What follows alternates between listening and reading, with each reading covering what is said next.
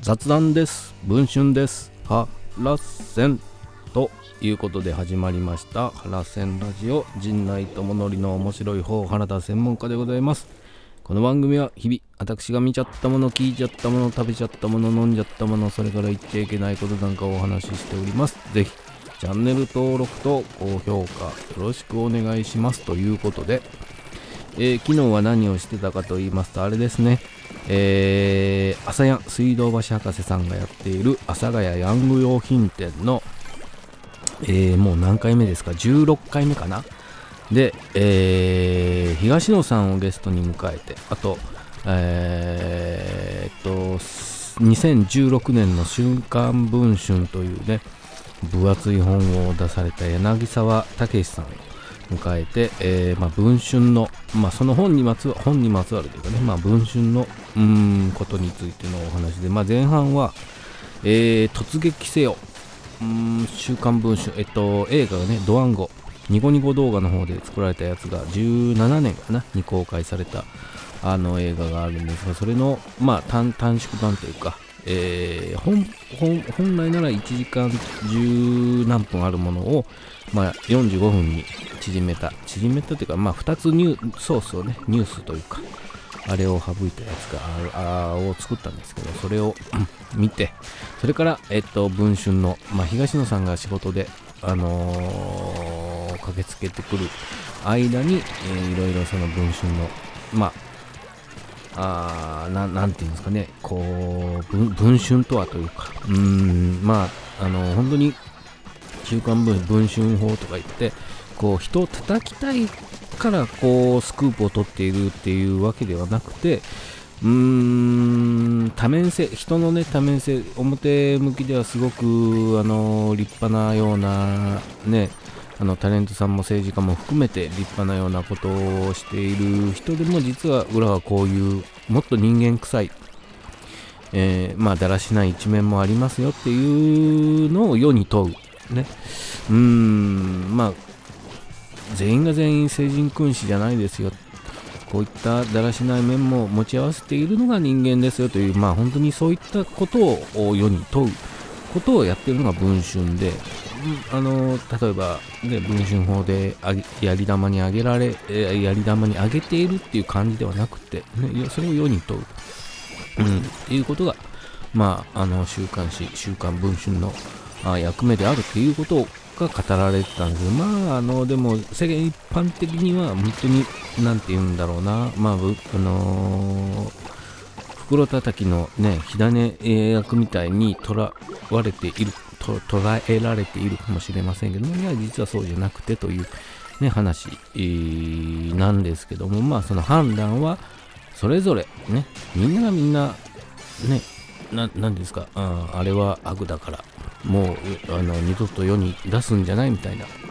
風潮は、それはまた別で、そっちの方がまだダメというかね、そうじゃないでしょっていう、そういう面もあるのが人間だということを報道というかね、伝えているんだっていうことがね、語られて、で東野さんが来てからは本当にもうニュ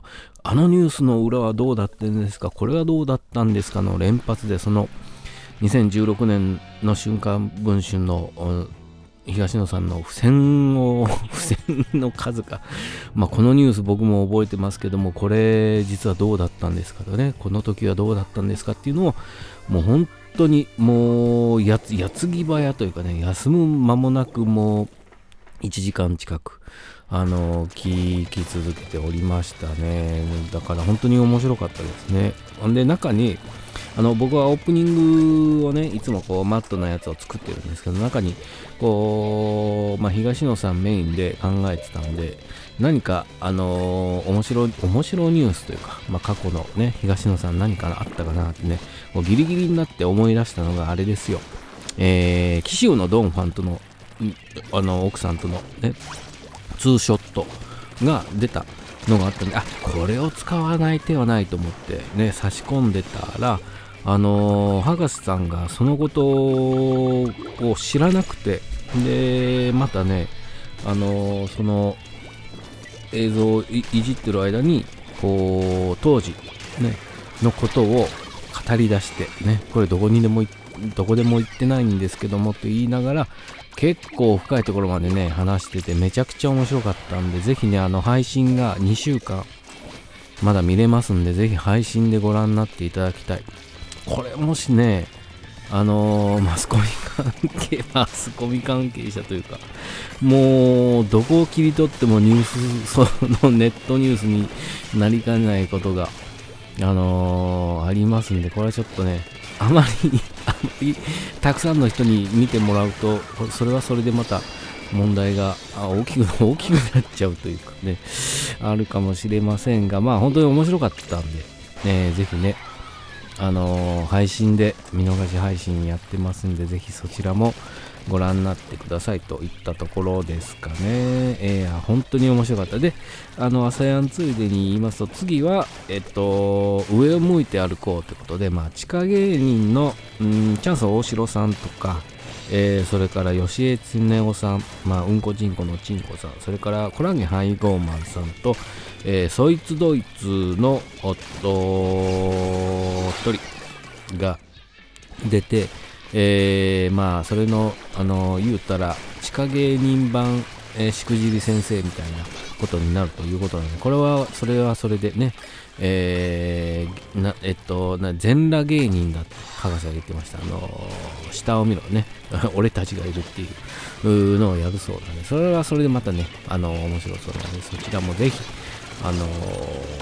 リンクをね概要欄に書いてますので、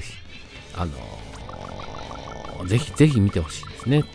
ということをやっておりましたと。それでですが、見ました。もう時間が3分しかないけど急いでいきました。プロミスシンデレラね、これはね本当に僕は単純に二階堂ふみさんが大好きなので、好きなので、見始めているんですが、いやね、最初1話目の誰ですか、前田さん、17歳高校生役のね、の鼻につき具合がこれすげえ気になるなと思って、嫌なやつだなと思いながらも、1話目のもう後半ではね、なんかその可愛げが見えてきた。で2話目どうなるんだ。で借金300万円ね、掛け軸カレーかけちゃったんで、それをこうゲームをしながら借金を返していくというね、金持ちのボンボンのね、子に、捕まったというかね、目をつけられてしまった二階堂ふみさんとの、やりとりで、あるんですが、そのねあ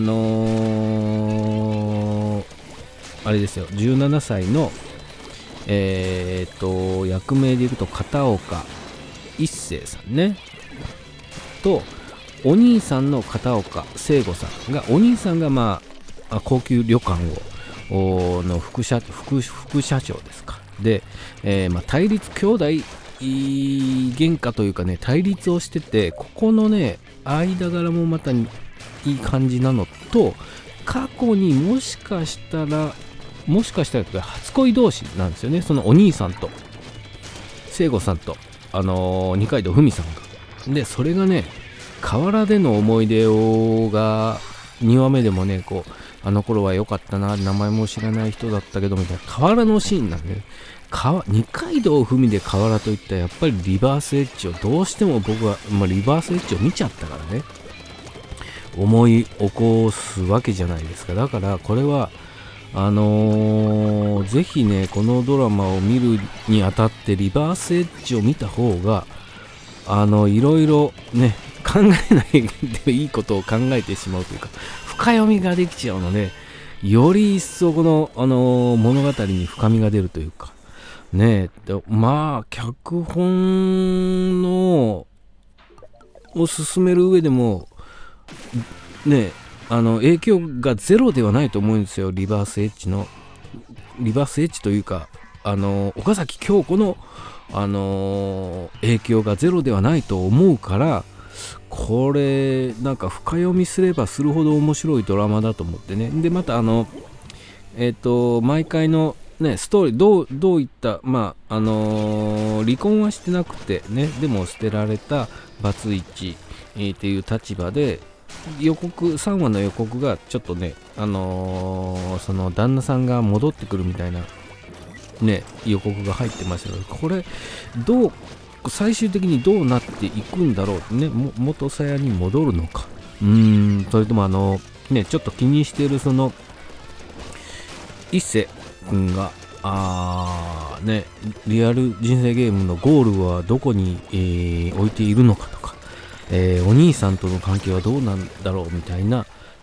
大きなね、ストーリーの引っ張りもある中、こう毎回すごろくゲームというか、ゲームでね、ミッション的な、言うたらこうジャンプ的な要素ですよ。だから次の対戦相手は誰かね、強いやつが出てきてこんなゲームをやるぞみたいな、そうジャンプ的なこの物語の組み立てというか、そういった意味でもこれはなかなか奥の深いドラマだなと思って、僕は楽しんでますが、何しか本当にね、岡崎京子イズムが根底に、瓦はやっぱりどうしてもね、絶対そうだと思うんだよなって思いながら、俺だけかな、思って見ておりますが、本当に面白いドラマというかね、あとの一星君の同級生がもうチャラすぎて笑っちゃうとかね、そんなところも数々あるんですけども、面白いドラマですんで、ぜひご覧になってみてはね。あとリバースエッジね、これ本当リバースエッジ見てこれ見るといろいろね考えてしまうというか、二階堂ふみさんを中心としてね、こう見えてくる世界が変わってくると思いますので、ぜひいろいろ見ると面白いんじゃないかなって思いましたんで、パラビじゃなくてパラビかな、これは見逃し配信もありますんで、キーパーでね、ぜひご覧になってくださいといったところですか。はい。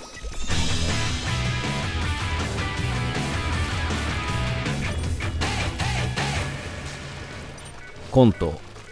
スクープ、ちょうど時間となりましたね。東野さんね、久しぶりにというか、僕は行列以来ですよね、会えたのが、本当にいろいろ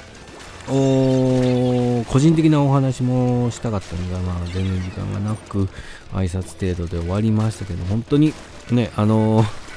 東野さんの中のちっちゃな水道橋博士がこうっていう描写が中であったんですけども、なんていうのかね、そういう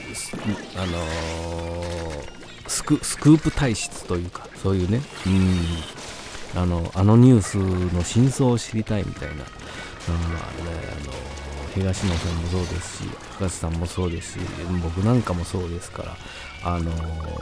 そういったことが好きな人は、昨日の朝やんは本当にぜひご覧になっていただきたいなと思っておりました。はい、そんなところですか。はい、ぜひチャンネル登録と高評価よろしくお願いします。ありがとうございます。